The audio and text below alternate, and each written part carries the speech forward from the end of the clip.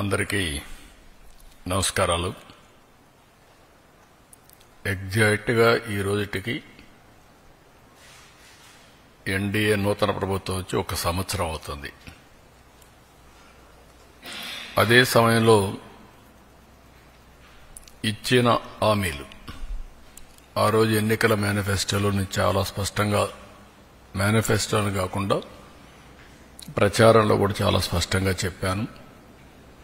అభివృద్ధి, సంక్షేమం, ఎన్డీఏకి 2 కళ్ళు, ఈ 2 కూడా సమాంతరంగా ప్యారలల్గా ముందుకు తీసుకెళ్తామని చాలా స్పష్టంగా హామీ ఇచ్చాం. అదే సమయంలో సంపద సృష్టిస్తాం, ఆదాయాన్ని పెంచుతాం, పెంచిన ఆదాయాన్ని అభివృద్ధికి, సంక్షేమానికి రెంటికి బ్యాలెన్స్ చేసుకుంటూ ఎక్కడ కూడా ఎలాంటి ఇబ్బంది లేకుండా ఈ కార్యక్రమాలు ముందుకు తీసుకుపోతామని చెప్పాం.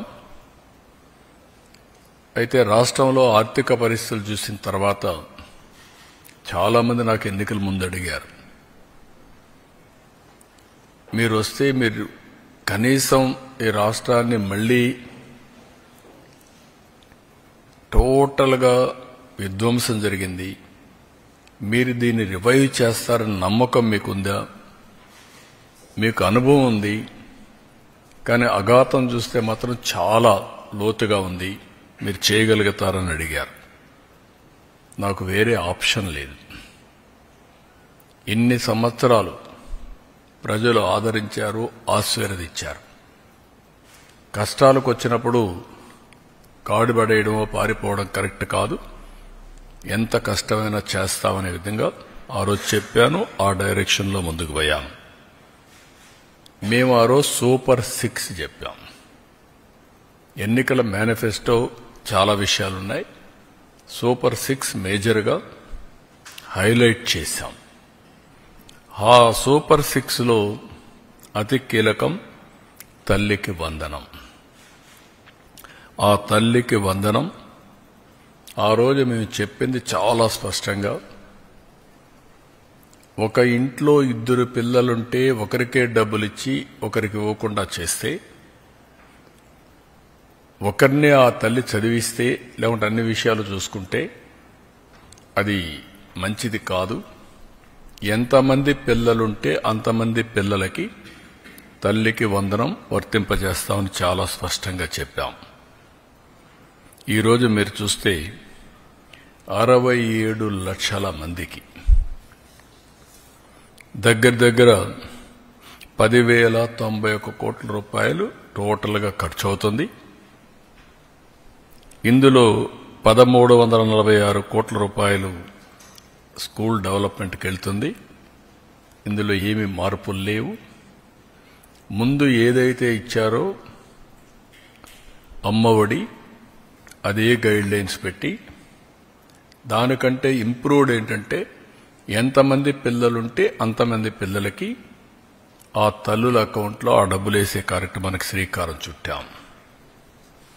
అప్పటికి ఇప్పటికి డిఫరెన్స్ మీరు ఒకసారి చూస్తే, వాళ్ళు 42,61,965 మందికి అమ్మఒడిచ్చారు.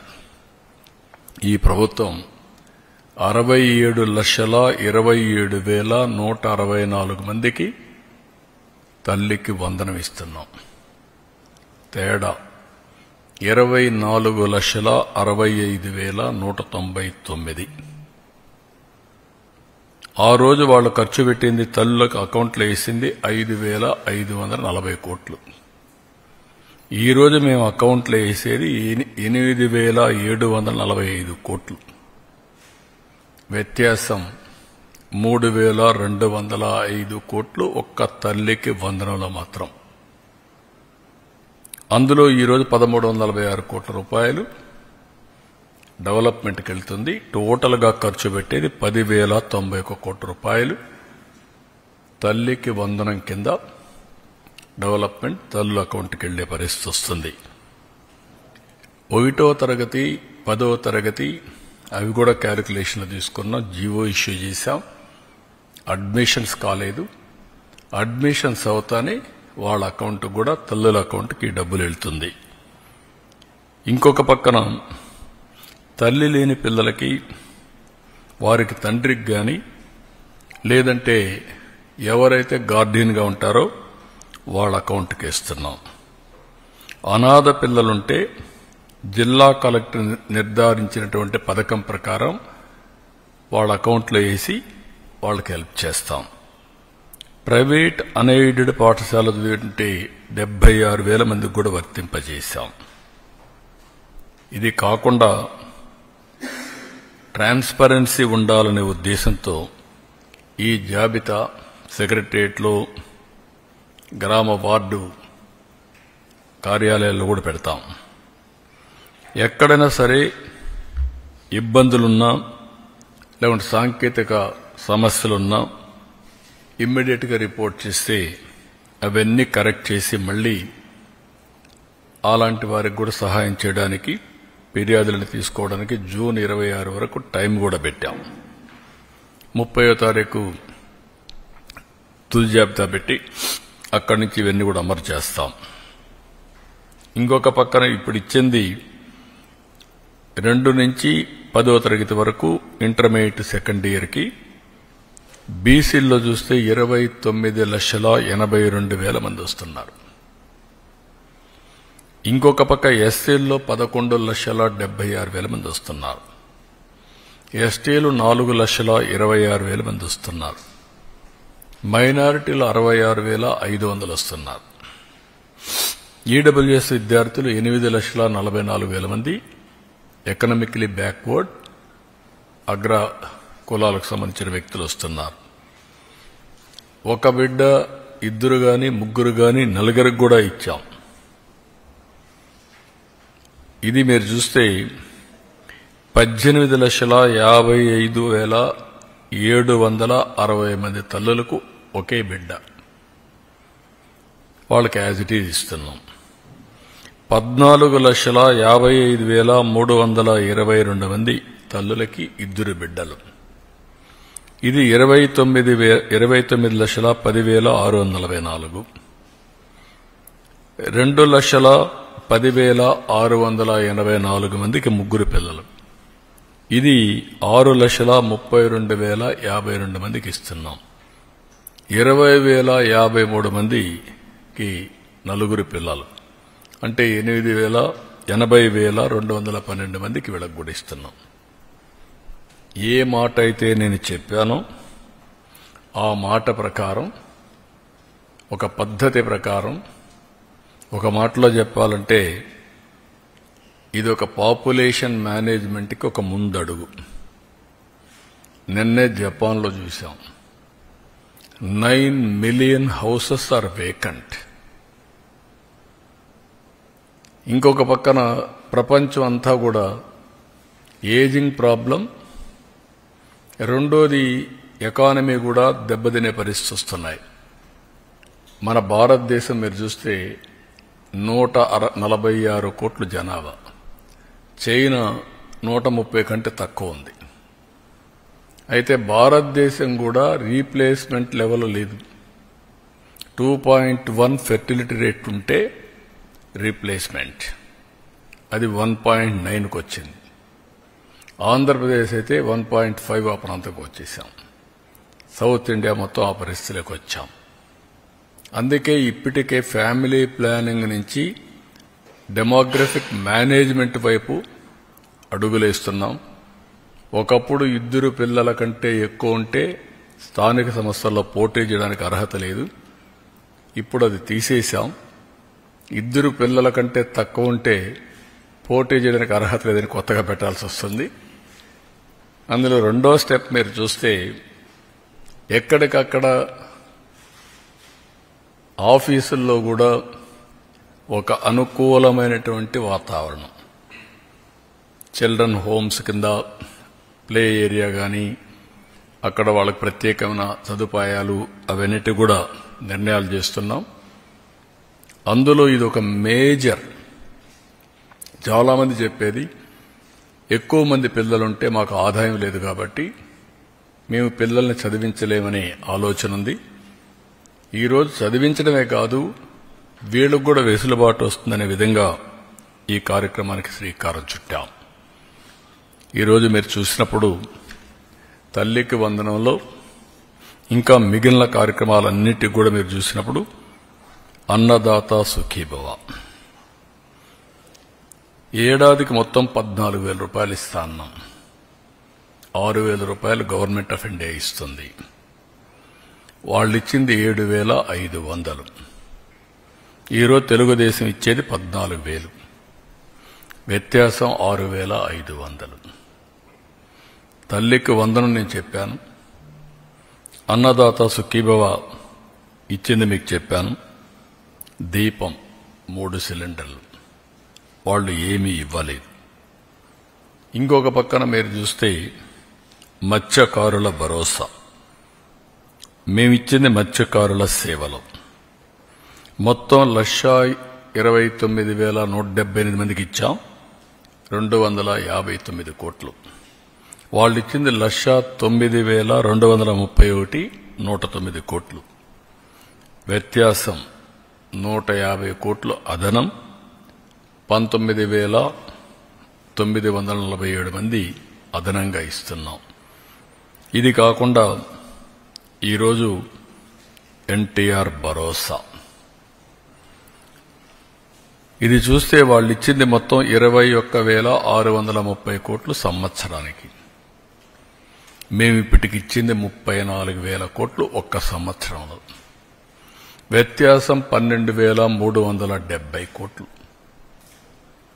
అంటే బటన్ నొక్కుతున్నా సమీక్షం ఇవ్వడని మాట్లాడే పెద్దలకి ఇవన్నీ అర్థం కావాలి. ఆ రోజు చేసిన పని రాష్ట్ర ఆర్థిక పరిస్థితిని చిన్నాభిన్నం చేశారు, విధ్వంసం చేశారు. అభివృద్ధి అనేది ఎక్కడ కనపడే పరిస్థితి లేదు. కడాన ఏ పరిస్థితికి వచ్చామంటే విశ్వసనీయత పోయిన తర్వాత ప్రొహిబిషన్ గురించి మాట్లాడిన పెద్దలు ఎక్సైజ్ తాకట్టు పెట్టి మద్యం ఆదాయాన్ని తాకట్టు పెట్టి 25 ఏళ్లకు డబ్బులు తీసుకొచ్చే పరిస్థితికి వచ్చారు. ఇంకొక పక్క ఎంఆర్ఓ ఆఫీసుల్ని హాస్పిటల్స్ని ఇవి తాకట్టు పెట్టి అప్పులు చేసే పరిస్థితికి వచ్చారు. నెలవారీగా జీతాలు ఇవ్వాల, పెన్షన్లు ఇవ్వాల. రిటైర్డ్ పీపుల్కి ఎవరికి జీతాలు రాని పరిస్థితి. ఎప్పుడు వస్తుందో ఎప్పుడు రాదో టెన్షన్లో బతికిన పరిస్థితి. ఈరోజు ఒక పద్ధతి ప్రకారం 94 సెంట్రల్ స్పాన్సర్ స్కీమ్స్లో 94 కూడా డీఫంక్ట్ చేసిన ఘనత. ఇవన్నీ కూడా ఆర్థిక వ్యవస్థ నిర్వీర్యం చేయడానికి పనికొచ్చాయి, అస్తవ్యస్తమైపోవడానికి పనికొచ్చాయి. ఈరోజు అన్నా క్యాంటీన్ మీరు చూస్తే మొత్తం 204 పెట్టాం. 2 కోట్ల మందికి ఇప్పటికీ అన్నా క్యాంటీన్లో భోజనం ఏర్పాటు చేసే పరిస్థితికి వచ్చాం. 4 కోట్ల భోజనాలు. 21 టెంపుల్స్లో అన్నప్రసాదం ఉచితంగా పెడుతున్నాం. ఇవన్నీ కూడా ఒక సుపరిపాలనతో సాధ్యం. ఆ సుపరిపాలనలో కూడా మొదటి అడుగు. అదే మరిగా మేము దీంట్లో మీరు చూసినప్పుడు చాలా స్పష్టంగా నేను అనేకసార్లు చెప్పాను, వీలైనంత వరకు అన్ని కూడా మేము అనుకున్నట్టుని చేస్తూనే ఒక స్పష్టమైన వైఖరితో భవిష్యత్తులో ముందుకు పోయే కార్యక్రమానికి శ్రీకారం చుట్టాం. 20 లక్షల మంది యువతకు ఉద్యోగాలు ఇవ్వడానికి ఇప్పటికే 9,50,000 కోట్ల రూపాయల పెట్టుబడులు, 8,50,000 మందికి ఉద్యోగాలు, ఇంకా మిగిలినట్టు కూడా ఏమేం చేయాలన్నీ వర్కౌట్ చేస్తున్నాం. లోకేష్ గారి ఆధ్వర్యంలో ఆయన చైర్మన్గా ఎంప్లాయ్మెంట్ జనరేషన్, ఇన్వెస్ట్మెంట్ ప్రమోషన్ ఈ కార్యక్రమాన్ని కూడా కన్సర్న్ మినిస్టర్స్ తో వర్కౌట్ చేస్తున్నారు. అదే మరిగా వారికి నిరుద్యోగ భృతి కూడా, అంటే ఈ 2 లింక్ చేసి ఏ విధంగా చేయాలి, వాళ్ళ స్కిల్ డెవలప్మెంట్ ఎట్లా చేయాలి, వర్క్ ఫ్రమ్ హోమ్ ఇవన్నీ కూడా ఎట్లా తీసుకుపోవాలనో అవి కూడా వర్కౌట్ చేస్తున్నాం. ఫైనల్గా ఏవైతే చెప్పామో అన్నీ కూడా ఆడబిడ్డ నిధిని P4కి లింక్ చేస్తున్నాం. ఎందుకంటే అన్ని యూనిఫామ్గా అందరికీ ఇస్తున్నాం. ఇంకా పేదరికం ఉంది. పేదరికంలో నిరుపేదలున్నారు. అలాంటి కుటుంబాలని ఆర్థికంగా పైకి తేవడం కోసం వినూత్నమైన కార్యక్రమాన్ని P4 తీసుకొచ్చాం. ఫస్ట్ ఫేజ్ జీరో పావర్టీ, ఆ తర్వాత ఆర్థిక అసమానతలు తగ్గించి మెరుగైన జీవన ప్రమాణాలు. అందులో భాగంగా ఆడబిడ్డ అనేది P4కి అనుసంధానం చేసి దాన్ని కూడా ముందుకు తీసుకెళ్తాం. వాళ్ళు పెట్టే డబ్బులే కాకుండా మనం ఇచ్చే సంక్షేమ కార్యక్రమాలే కాకుండా అదనంగా ఇది కూడా కొంత డబ్బులు ఇచ్చి దాన్ని అవసరం మేరకు వాళ్ళని కూడా పైకి తీసుకొచ్చే కార్యక్రమాన్ని చేస్తాం. అల్టిమేట్గా రాష్ట్రంలో మెరుగైన జీవన ప్రమాణాలు అందించాలనేది తెలుగుదేశం పార్టీ యొక్క, అదే మరి ఎన్డీఏ యొక్క ఆశయం. ఆ ఆశయానికి అనుగుణంగా సంక్షేమం, అభివృద్ధి రెండు ప్యారలల్గా చెప్పిన హామీలు నిలబెట్టుకోవడానికి ఇబ్బందులు చాలా ఉన్నాయి. ఇబ్బందులుంటే ఇబ్బందులను అధిగమించడానికి ప్రయత్నం చేస్తూ ఉంటే రాక్షసుల మారిగా రాష్ట్రాన్ని అతలాకుతలం చేయాలని, ఎక్కడికక్కడ లా అండ్ ఆర్డర్ సమస్యలు క్రియేట్ చేయాలని, ప్రజలకు ఇబ్బందులు కలిగించాలని అనేకమైనటువంటి, నేను ఎప్పుడూ నా రాజకీయ జీవితంలో చూడనటువంటి విన్యాసాలు, చూడనటువంటి అకృత్యాలు చేసే పరిస్థితికి వస్తున్నారు. ఇది మంచిది కాదు. ఈరోజు ఈ ప్రభుత్వానికి స్పష్టత ఉంది. ఇబ్బందులున్నాయి. ఆ రోజు కూడా చెప్పా. కొన్ని ఇబ్బందులు కొంత సమయంలో ఎక్కడికక్కడ పరిష్కారం చేయగలుగుతాం. కొన్ని ఇబ్బందులు మీరు చూస్తే గంజాయి, డ్రగ్స్, అడిక్ట్ అయిన వ్యక్తి మార్చడం అంత ఈజీ కాదు. అది అతనికి ఒక అబ్సెషన్, అంతే, పిచ్చిపడుతుంది. అలాంటి వాళ్ళు నేరాలు ఘోరాలు చేసే పరిస్థితి, వాళ్లకు అండగా ఉండే పరిస్థితిలో ఈ వైఎస్ఆర్ కాంగ్రెస్ పార్టీ ఉంది. ఇప్పుడు అవన్నీ నేను తర్వాత మాట్లాడతా. ఈరోజు ముఖ్యంగా ఇచ్చిన హామీలు నిలబెడుతున్నాం. కష్టమైన నష్టమైన ఇవి చేస్తూనే రాష్ట్ర ఆర్థిక పరిస్థితిని మెరుగుపరచడానికి మేము చెప్పిన హామీ ప్రకారం సమతుల్యం పాటిస్తూ ముందుకు తీసుకుపోవడానికి అన్ని విధాల ప్రయత్నం చేస్తున్నాం. ఇది తొలి అడుగు మాత్రమే. ఈ తొలి అడుగు తర్వాత ఇంకా దీన్ని ఏ విధంగా మనం ముందుకు తీసుకుపోవడానికి చేస్తాం. సాయంత్రం మీటింగ్ ఉంది, అక్కడ సమీక్ష చేసుకుంటాం. అక్కడ మీరందరూ ఉంటారు కాబట్టి అప్పుడు మీ అందరికి కూడా తగిన సమాచారం రిమైనింగ్ అంతా ఇస్తాం. With this, I am thanking all of you.